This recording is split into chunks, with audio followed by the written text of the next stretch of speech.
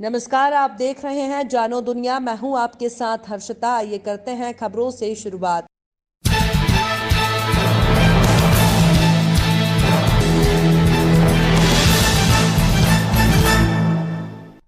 Apex care hospital में इलाज के नाम पर मरीजों की जिंदगी से खिलवाड़ हो रहा है।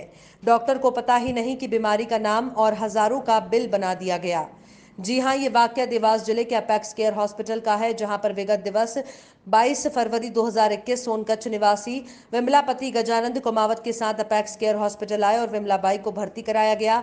तब विमलाबाई के पति गजानंद कुमावत वहीं की नर्स से पूछा कि मेरी पत्नी बेहोश किस वजह से हो गई थी, इन्हें क्या समस्या है। तब नर्स ने कहा कि मैंने बॉटल और दर्द का इंजेक्शन लगा दिया है, डॉक्टर आएंगे तो बताएंगे चेक करके। फिर सुबह तक भी कोई डॉक्टर नहीं आया और नर्स ने दवाई गोलियों की पर्ची हाथ में थमा दी और मैंने नर्स से फिर पूछा कि मेरी पत्नी को क्या दिक्कत थी, तो नर्स ने बताया कि काउंटर पर जाओ। जब वहां मैंने डॉक्टर खान सर से बात की तो उन्होंने दवाई का बोला है तो देर से आएंगे, आप पहले दवाई लेकर आओ। फिर बाद में नर्स द्वारा गजानंद कुमावत को कहा गया कि इन्हें आईसीयू में भर्ती करना पड़ेगा, लेकिन गजानंद कुमावत ने भर्ती करने से मना कर दिया और डिस्चार्ज कर आने को बोला। तब मुझे 5 से 6 हजार का बिल थमा दिया, जिस कारण मेरी पत्नी को यहाँ भर्ती किया गया था। उस समस्या पर उस बीमारी का नाम मुझे नहीं बताया और गजानंद कुमावत का ये तक कहना है कि जो इलाज कर रही नर्स है वो खुद वहां काम सीखने आई हुई है और वो मरीजों का इलाज कर रही है। जिम्मेदार डॉक्टर की अनुपस्थिति में अगर ऐसे में कोई अप्रिय घटना घटित होती है तो उसका जिम्मेदार कौन होगा। और लापरवाही तो इस कदर व्याप्त है कि कुछ कहा नहीं जा सकता। सीसी कैमरे से लेकर अच्छे डॉक्टरों की व्यवस्था नहीं है। जो लड़का लड़की इस हॉस्पिटल रिसर्च सेंटर में पढ़ाई करने आते हैं उनसे मरीजों का इलाज करवाया जाता है जिनको बीमारी का नाम तक नहीं पता। तो ऐसे में क्या मंजर बनता है ये आप और हम जान सकते हैं। इसलिए इस अस्पताल पर कड़ी से कड़ी कार्रवाई की जाए ताकि आगे से ऐसी लापरवाही ना बरती जाए। अब देखने वाली बात यह है कि अपेक्स केयर हॉस्पिटल में जो फर्जीवाड़ा और मरीजों की जिंदगी से खिलवाड़ किया जा रहा है, लापरवाही बढ़ती जा रही है, उसके खिलाफ शासन प्रशासन और विभागीय अधिकारी क्या कार्रवाई करते हैं। आपका विमला कुमावत। क्या परेशानी है आपको? जबड़ों में दर्द हुआ था। अच्छा। वो 22 तारीख को रात को 2 बजे बाद बेहोश हो गई थी मैं। अच्छा। उसके बाद मुझे एपेक्स हॉस्पिटल में एडमिट किया गया था। देवास के अपेक्स हॉस्पिटल में? देवास के एपेक्स जी। हाँ, मुझे सुबह 8 बजे बाद पता चला कि मैं एपेक्स हॉस्पिटल में हूँ। तो उस डॉक्टर चेक करने आए थे तो मैंने उनसे पूछा था किस वजह से हुआ है, जी। तो वो क्लियर कुछ भी नहीं बता पाए। अच्छा, मतलब किस प्रकार बीमारी थी आपको, उसका बताया नहीं? क्या बीमारी आपको? मुझे हम दोनों को, मेरे हस्बैंड को भी नहीं बताया, मुझे भी नहीं बताया उन्होंने। अच्छा। सिर्फ ड्रिप लगाते रहे और कहते रहे कि देखते हैं जो भी है, तो डॉक्टर से आगे चेक कर लीजिए। और कितने का बिल बना? क्या नाम है आपका? गजानंद कुमार। क्या समस्या आपकी? सर, गए विगत 2 दिवस पहले मेरी पत्नी कुछ गले में पेन की वजह से अच्छा। बेहोश वगैरह कुछ हो गई थी, जिसको हम लेके 2-2:30 बजे के आसपास देवास पहुंचे।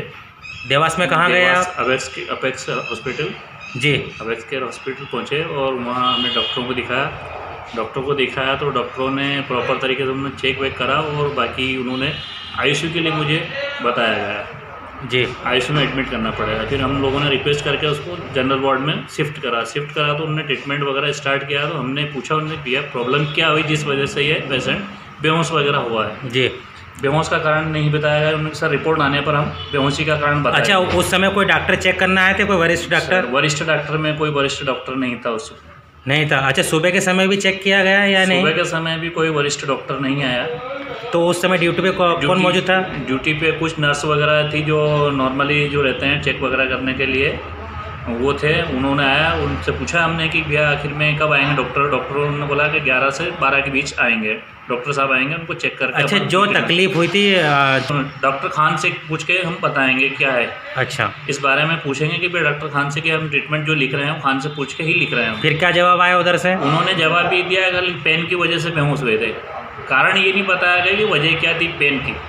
मतलब कि आपका कहने का ये मतलब है कि जिस पर्पस से हम वहाँ गए थे वो आपका पर्पस से हमें बीमारी का नाम नहीं बताया। बीमारी का नाम नहीं बताया गया। और सुनने में आया है कि आपका बिल भी अच्छा लंबा चौड़ा बनाया उन्होंने। 5 से 7 हज़ार रुपये के आसपास में बिल बनाया उन्होंने और मुझसे तो एडवांस और भी जमा करा रहे थे। बाकी मैंने डिस्चार्ज लेने का उनको बता दिया। अच्छा। डिस्चार्ज का जब मैंने बोला तो उन्होंने आनाकानी करी डिस्चार्ज करने में कि हम डॉक्टर खान से पूछ के हम डिस्चार्ज करेंगे। तो आप इस विषय में क्या चाहते हैं? सर, मैं इस विषय में ये चाहता हूँ कि जो घटना मेरे साथ घटित हुई है, इस घटना किसी गरीब, किसी लाचार व्यक्ति के साथ ना घटे इस प्रकार की घटना। और हो सकता है कि कोई बड़ी अनहोनी हो सकती है उस लापरवाही की वजह से, कि जो मैं पेशेंट को दिखाने गया उसका इलाज प्रॉपर तरीके से नहीं किया गया है। और तो आप क्या चाहते हैं, क्या कार्रवाई हो मैं इस ये पे? चाहता हूँ कि इस पे जल्द से जल्द कोई उचित कार्रवाई हो और उचित जांच बिठाई जाए और उसका जो भी कार्रवाई हो उसका लाइसेंस वगैरह जो निरस्त किया जाए। स्वच्छता सर्वेक्षण 2021 में सभी नागरिकों की सहभागिता सुनिश्चित करने और उन्हें स्वच्छता के प्रति जागरूक करने के लिए रायसेन सहित जिले के सभी नगरीय निकायों में साइकिल रैली आयोजित की गई।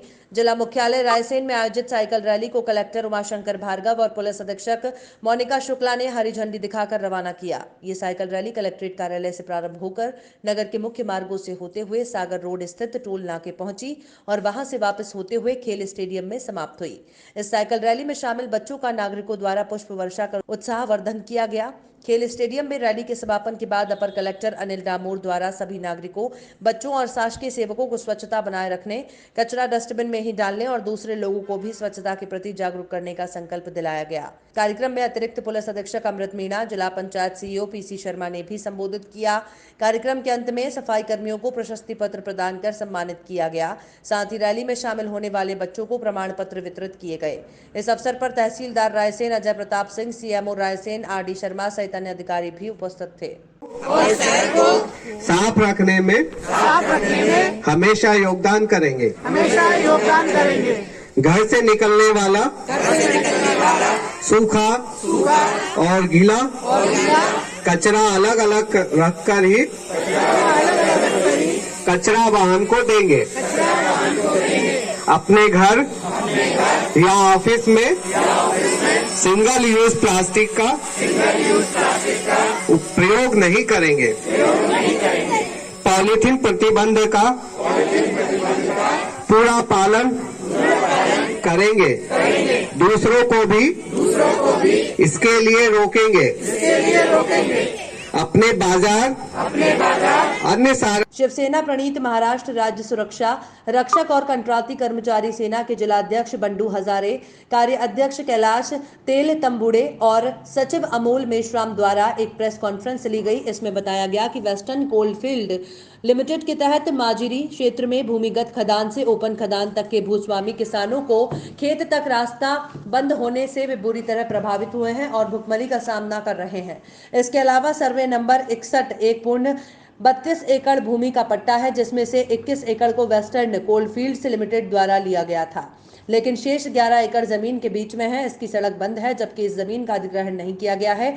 चूंकि उपरोक्त सर्वेक्षण संख्या में जमीन बीच में है, इसलिए उन्हें अब तक हुए नुकसान की भरपाई की जानी चाहिए और इस बात की कानूनी जांच की जानी चाहिए कि बीच में जमीन का अधिग्रहण क्यों नहीं किया गया। इन मुद्दों को लेकर कृषि में मिट्टी खोदने और सड़क को बंद करने के लिए जीएम कार्यालय के खिलाफ 25 फरवरी 2019 से सुबह श्रृंखला अनशन और 2 मार्च 2021 से आमरण उपोषण आयोजित किया गया है। कंसमध्ये धवस यांची मुलगी देवराव धवस यांची मुलगी आमच्या शेतात माती टाकून आहे। आम्ही शेत कसं व्हायचं आणि कसं यायचं त्या शेतीमध्ये आणि कसं आम्हाला काही समजत नाही, काही बयाडवान खूप हे वाटत आहे, ते आम्हाला खूप झुलून राहिले। कसं करायचं, त्याच्यापाशी जात जात वापस येत जायचं। ते म्हणते की तुमचं शेतच नाही तिथं, बिना शेत नाही म्हणजे आम्ही फुकटच हे करता कधी तसा मेहनत देण्याची। तुम्हाला काय कुटुंबामध्ये काही त्रास होता का, म्हणजे काही नोकरीचा वगैरे काही सांगितलं होतं? बोला म्हणजे शीट आहे म्हणून त्यांनी आमच्या संग लग्न केलं। आता हे शीटच नाही मिळाली तर आम्ही त्यांनी सासूबास तर करणारच आहे ना, त्रास तर देणारच आहे ना। त्या कारणाने आता आम्ही इकडेच येऊ ना आईवडिलाकडे।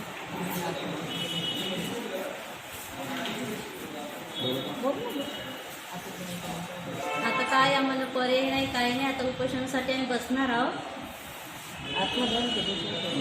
आत्मदान केल्याशिवाय काही खरं नाही। आता आम्हाला असं खूप हे वाटत आहे, 2 मुलं आहेत, काय खायचं आणि काय करायचं काही समजत नाही आम्हाला। शेती नसल्यामुळे काय पिकवणार आम्ही त्या शेतीमध्ये? खूप झाडं आहे त्या शेतीमध्ये, माती टाकून आहे, ते माती कशी उठवायची, कसं व्हायचं? रस्ता नाही आम्हाला जायला आणि त्यांनी सांगते की तुम्हाला रस्ता करून देतो, त्या रस्त्यामध्ये कसं जायचं पाऊस काळ आला तर? पीडित आलेले आहेत वैकुंठ साहेबांचे त्याच्या संदर्भात उद्यापासून आपण साखळी आंदोलन करणार आहोत. काय कारण आहे या आंदोलनामागचं, काय नाही?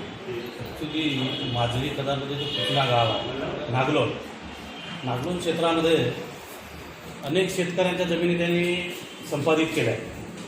त्याच्यापैकी जे 32 एकर होती, 32 एकरमधून त्यांना 21 एकर घेतली आणि 11 एकर जे ढवस टोंगे धोटे ह्या शेतमालकाची जमीन त्यांनी संपादित केली नाही, त्यांना मोबदलाही काही नाही. चंद्रपुर के तडाली MIDC में सिद्धबली इस्पात लिमिटेड इंडस्ट्रीज के मध्य प्रदेश निवासी शैलेंद्र नामदेव की एक दुर्घटना में मृत्यु हो गई, लेकिन कंपनी प्रबंधन ने मामले को दबाने की मानसिकता से शव को नागपुर स्थानांतरित कर दिया।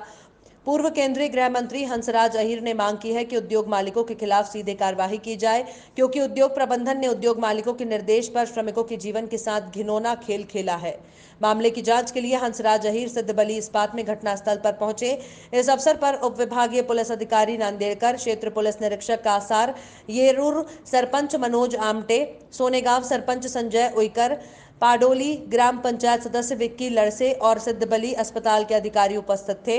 हंसराज अहीर ने आरोप लगाया कि कार्यकर्ता की मौत के बाद भी पुलिस विभाग को सूचित किए बिना शव को ले जाना अक्षम्य अपराध है। उद्योग प्रबंधन के अनुसार यदि श्रमिक घायल हो गया था तो उसे तुरंत चिकित्सा के लिए चंद्रपुर क्यों नहीं लाया गया, और यदि उसकी मौके पर ही मृत्यु हो गई तो उसके शव को उद्योग प्रबंधन के पास क्यों ले जाया गया। ऐसा प्रश्न अहीर ने उद्योग प्रबंधन से पूछा है। उद्योग के प्रबंधन को मानव जीवन के लिए कोई मूल्य नहीं है और इन श्रमिकों के माध्यम से सिर्फ अपने स्वार्थ को साबित करने का उनका स्पष्ट इरादा है। अहीर ने उनकी इस विकृति मानसिकता के खिलाफ विरोध किया है। अहीर ने कहा, यह उद्योग में तानाशाही की स्थिति है, जहां ना तो कोई साधारण सुरक्षा अधिकारी है, ना ही कोई हेलमेट और ना ही कोई कर्मचारी और अन्य श्रमिकों के लिए सुरक्षा के जूते हैं। हंसराज अहीर ने उपस्थित अधिकारियों के माध्यम से निर्देश दिया कि सभी श्रमिकों को न्याय दिया जाए। सिद्धबली स्टील का प्रबंधन बदल गया है और नए प्रबंधन ने पूर्व श्रमिकों के हाथ का काम छीन लिया है। उसी तरह इस उद्योग से होने वाला प्रदूषण आसपास के गांवों को प्रभावित कर रहा है और कृषि और ग्रामीणों को बाधित कर रहा है। फिर भी यहाँ के ग्रामीणों या स्थानीय श्रमिकों को कोई प्राथमिकता नहीं दी जा रही है और इस उद्योग में हाल ही में दुर्घटनाओं में मरने वालों की संख्या बहुत बड़ी है। इसलिए अहीर ने स्थानीय लोगों को रोजगार प्रदान करने का निर्देश दिया। मानवीय दृष्टिकोण से मृत श्रमिक के परिवार को तत्काल वित्तीय सहायता दी जानी चाहिए और तत्काल रोजगार प्रदान किया जाना चाहिए। हंसराज अहीर ने कहा कि वो इस मामले को सभी संबंधित विभागों के अधिकारियों के साथ उठाएंगे और सिद्धबली इस्पात की गलत और जघन्य भूमिका के खिलाफ शिकायत दर्ज करेंगे। शिवपुरी जिला दबंगों और माफियाओं का गढ़ बनता जा रहा है। यहाँ माफिया सरकारी जमीन को खुर्द बंद करने में लगे हैं तो कहीं दबंगाई के दम पर जमीन पर कब्जा करने में लगे हैं। ऐसा ही एक मामला जिले के खनियाधाना के बामोर कला थाना अंतर्गत काली पहाड़ी चंदेरी रोड पर बन रहे मकान का सामने आया है। बामोर कला थाना अंतर्गत क्षेत्र के दिदावनी निवासी ब्रजेंद्र यादव भाई लालाराम यादव सरपंच निवासी दिदावनी ने SP को आवेदन देकर गांव के ही एक युवक पर मकान पर कब्जा करने का आरोप लगाया है। युवक का कहना है कि मकान पर तहसील सिविल कोर्ट सहित हाई कोर्ट का स्टे आदेश होने के बाद भी वो युवक बेधड़क होकर भवन का निर्माण कर रहा है। हमारे द्वारा मना करने पर गोली मारने की धमकी देता है। सुने क्या कहना है पीड़ितों का। क्या नाम है आपका? मेरा नाम लालाराम यादव, ये मेरा छोटा भाई है ब्रजेंद्र सिंह यादव। क्या मामला है आपका? ये मामला है कि 353 में 39/50 का एक लॉट था ब्रजेंद्र सिंह यादव का। मेरा छोटा भाई है ब्रजेंद्र सिंह यादव जी। इस पर जबरदस्ती इसका पिलर फाउंडेशन लगा हुआ पड़ा था पहले से, और इन लोगों ने रातों रात दादागिर्दी से और इस मकान को तैयार कर लिया है। हमने रोका तो नहीं ये लोग माने। हम लोग तहसील गए, तहसील से स्टे कराया तो इनने स्टे को स्वीकार नहीं किया, ना पुलिस ने स्वीकार किया। तो उसके बाद हम पिछोर खनियाधाना सिविल कोर्ट में पहुँचे, सिविल कोर्ट की शरण ली तो इनने उसमें भी स्टे लाए तो भी उसको भी मान नहीं की। उसके बाद फिर हम हाई कोर्ट गए, हाई कोर्ट से भी स्टे लाए तो उसको भी मान नहीं कर रहे। ये लोग ज़बरदस्ती इसमें निर्माण कार्य कर रहे हैं, जबकि इन लोगों का कोई अंकित भी नहीं है, इनमें इनका कोई भी नाम नहीं है। जो भूमि सर्वे क्रमांक 353 है उस नंबर पर कहीं से कहीं तक ये कोई अंकित नहीं है और इस पर ज़बरदस्ती निर्माण कार्य कर रहे हैं। और ये लोग कहते हैं, धमकी दे रहे हैं कि तुम पूरे परिवार को, हमारे पास 315 बंदूकें हैं, लाइसेंस शुदा बंदूकें हैं, हम तुम्हें बंदूक की गोलियों से छल्ली छल्ली कर देंगे, तुम स्टे कराओगे तो स्टे क्या करेगा। तो प्रशासन आपकी सुनवाई नहीं कर रहा है क्या? नहीं, कोई प्रशासन सुनवाई नहीं कर रहा है। और ये लोग दादागिर्दी से, गुंडागिर्दी से, पैसे की बलबूती पर इस मकान को निर्माण कार्य कर रहे हो। हमारे लिए धमकी दी जा रही है। बोलो तो आपने तुम्हारे ऊपर झूठे मुकदमा कायम करा देंगे हम, और तुम्हारे लिए गोली से उड़ा देंगे हम। तो इसके बाद आपने खनिया आपके जो बामौर थाना प्रभारी हैं यहाँ कोई आवेदन वगैरह दिया? बामौर कला थाना प्रभारी से कल संपर्क किया था, मतलब नीरज राणा जी से, और वो मेरे से बोले आप दस्तावेज भेजिए। मैं दस्तावेज भी लिया था। श्रीमान आप देखिए इन दस्तावेजों को, ये हाई कोर्ट का स्टे है, ये सिविल कोर्ट का स्टे है। तो बोले मैं देख लूँगा। और इससे पहले कहीं गए आप? इससे पहले मैंने उनको बताया था, पूर्व थाना प्रभारी को। अच्छा, एसपी को ही बता चुके आप? बता चुका इसको।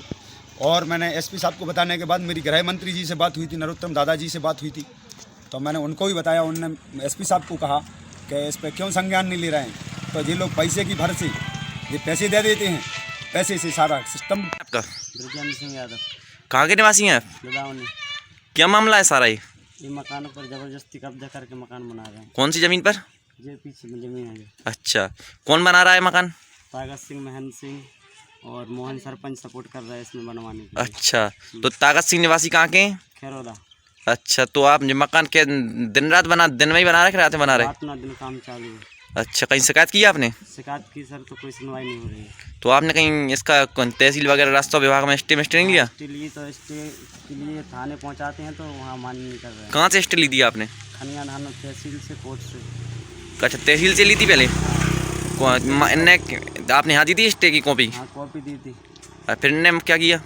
उन्होंने बोला कि बाद में कार्रवाई करेंगे, लेकिन कोई कार्रवाई नहीं हुई। फिर आपने खनिया थाना कोर्ट नहीं गए आप? खनिया सिविल कोर्ट?